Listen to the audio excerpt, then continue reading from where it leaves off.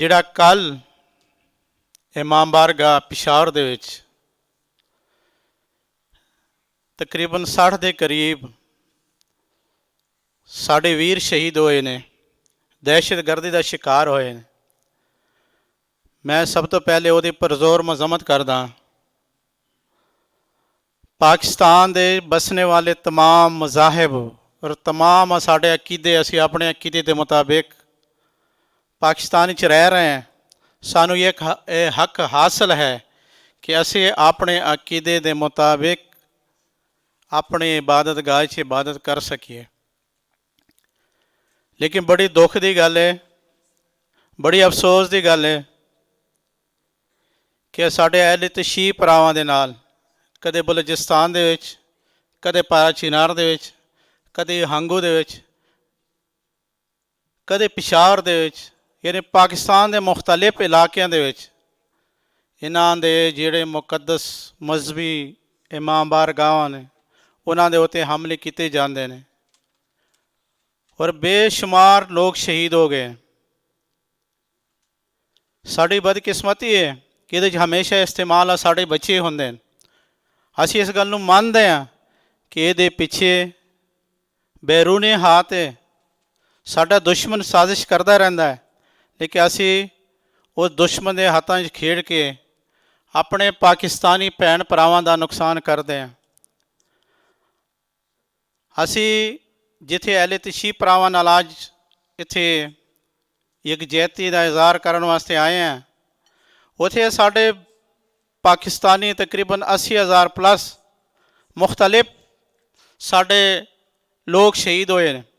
एक सिपाही तो लैके एक जरनल तक पब्लिक अहले सुन्नत दे साढ़े मसीह भरा पिछले दिनों पिशावर दे विच चरदे उत्ते चर्च विच हमला हो गया। कई साल पहले इस पिशावर दे इत्थे नेड़े तेड़ी चर्च हमला होया सी, तकरीबन वो भी 60 तो ज़्यादा साढ़े मसीह भरा शहीद होए ने। मैं आज इत्थे साढ़े जिहड़ी लीडरशिप बैठी, मजहबी भी और सियासी भी,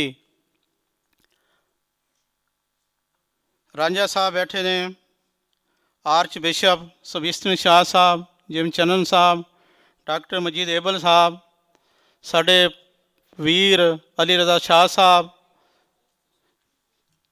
मखदूम आसम साहब, चिश्ती साहब, जिन्हें भी बैठे हैं, असी साल 12 महीने साड़ी ये कोशिश रही कि असी इंटरफेथ के उत्ते सारे मज़हब नूं एक जगह इकट्ठे करके एक दूजे की असी गल सुनीए। जिथे साडा इख्तिलाफ है वो अपनी जगह पर, जिथे साड़ियाँ सांझां ने उहदे ते असी आपस विच प्यार मुहब्बत भाईचारा बताइए। साल 12 महीने पाकिस्तान के कोने कोने दे विच साडे बजुर्ग, साड़ी हुकूमत, साड़ी सिक्योरिटी इदारे ये कोशिश करते रहते हैं कि पाकिस्तान का एक अच्छा मैसेज सारी दुनिया च जाए। लेकिन बदकिस्मती दे नाल कदे सियालकोट का वाक़या पेश आ जाता है। पिछले दिन इत्थे एक होर जिस बंदे नूं संसार करके जिंदा, तो यह साढ़े वास्ते एक बड़ी फिक्र की गल है। साढ़े सिक्योरिटी इदारे, हुकूमत और ख़ास करके साढ़े आवाम नूं चाहिए कि असी इस दहशतगर्दी का तंग नज़र जिहड़े लोग ने इन्हां दा किस तरह मुकाबला करना है। असल मौजूद आज साढ़े इमाम हुसैन का विलादत का दिन है, लेकिन कल विच वाक़या इस तरह पेश आया बड़ा दर्दनाक, जिहड़े कि लफ्ज़ां दे विच बंदा बयान नहीं कर सकता कि एक बंदा अपने इबादत गाह गया, जुमे का दिन है, नमाज पढ़ रहे हैं, तो एक दहशतगर्द आके 60 के करीब बेगुनाह लोगों को शहीद किया, 200 के करीब जख्मी होए। हुण 60 बंदे का मतलब है 60 फैमिलियां, 60 फैमिलियां दे विच उन्हां दे भैण भरा पुत्र धीआं, तो कितना दुख है इस वक्त। ये तो फैमिलियां ज़्यादा परेशान तो महसूस कर सकते हैं, लेकिन एक आम इंसान वो कोई भी होए जो तस्वीरां देखता है, जो शहीदां दे चेहरे देखते हैं, तो बंदा लफ्ज़ां दे विच बयान नहीं कर सकता। जुल्म की इंतहा हो चुकी है। सानू इस वक्त एक हो के सब तो पहले पाकिस्तानी हो के मजहब और अकीदा साडा बाद विच है, असी इन्हां दहशतगर्दां दा मुकाबला करना। मैं जिन्हें भी साडे बजुर्ग बैठे ने स्टेज के उत्ते सामने, सारियां दे आगे मेरी बेनती है, गुजारिश है, रिक्वेस्ट है कि असी कई सालों तो ये दहशतगर्दी के शिकार हाँ। हुण सानू खुल के गल करनी चाहिए है अपने गुरुद्वारे दे विच, मंदिर दे विच, चर्च दे विच, मस्जिद दे विच, मदरसिਆਂ दे विच कि दहशतगर्दी का मुकाबला असी किस तरह करना है। जिथे रहे इस्लाम दे विच कहा गया है कि एक इंसान दी कतल ये पूरी इंसानियत दी कतल है, तो इस तो वड्डी फिर गल कोई नहीं कि वह इंसान कोई भी होए, उन्होंने बगैर किसी गुनाह ते बगैर ਜਿਹੜਾ ਮਾਰਨ ਵਾਲਾ ਉਹਨਾਂ ਨੂੰ ਵੀ ਪਤਾ ਨਹੀਂ ਤੇ ਜਿਹੜੇ ਸ਼ਹੀਦ ਹੋ ਰਹੇ ਨੇ ਉਹਨਾਂ ਨੂੰ ਵੀ ਪਤਾ ਨਹੀਂ ਕਿ ਮੇਰਾ ਦੁਸ਼ਮਣ ਕੌਣ ਹੈ, ਕੌਣ ਆ ਰਿਹਾ ਤੇ ਕਦੋਂ ਆ ਰਿਹਾ। ਸਾਨੂੰ ਹਕੂਮਤ ਨਾਲ ਮਿਲ ਕੇ, ਸਿਕਿਉਰਿਟੀ ਅਦਾਰਿਆਂ ਨਾਲ ਮਿਲ ਕੇ ਇਹਦੇ ਉੱਤੇ ਬੜੇ ਗਹਿਰੇ ਤੌਰ ਦੇ ਨਾਲ ਸੋਚਣਾ ਚਾਹੀਦਾ, ਬੜੇ ਸੰਜੀਦਗੀ ਨਾਲ ਸੋਚਣਾ ਚਾਹੀਦਾ। ਇਹ ਪਾਕਿਸਤਾਨ ਸਭ ਦਾ ਸਾਂਝਾ ਸਾਡਾ ਘਰ ਹੈ। ਅਸੀਂ ਬਾਅਦ ਵਿੱਚ, ਮੈਂ ਸਿੱਖ ਹਾਂ, ਮੈਂ ਸਭ ਤੋਂ ਪਹਿਲੇ ਪਾਕਿਸਤਾਨੀ ਹਾਂ। साढ़े मसीह भरा बैठे ने, हिंदू ने, पारसी ने, भाई ने, साड़ी गिनती घट है, अक्सरियत साड़ी घट है, लेकिन असी बराबर शहरी हाँ। बल्कि असी अगर एक फखर ना मैं कहना चाहता कि असी तुहाडे तो वध शहरी हाँ।